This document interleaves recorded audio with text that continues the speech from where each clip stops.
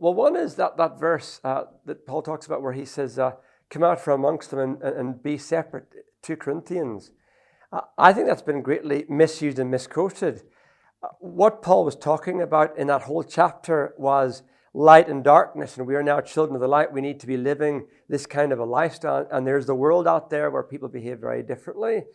And we're not to avoid the world, but we're not to take on their lifestyle, their norms. So we're to be separate from that kind of behavior, but not from the people themselves.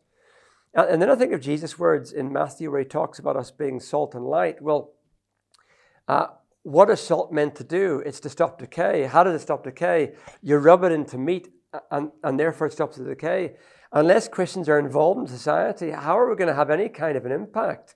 And light as well. If I was out in the bright sunshine and I put the torch on in my mobile phone, you wouldn't see the light there because we're already in sunshine. In order for our light to be seen, we need to be in the darkness. That is, being with people. And that's a misconception that we have biblically. Jesus goes on to say, let your light so shine before men that they see your good deeds and glorify your Father in heaven. Well, how will they see our good deeds unless we're out there with them? So we need to be aware of that too. And of course, Jesus said the 2 great commandments, love God, love your neighbor. How am I going to love my neighbor if I don't spend time with them?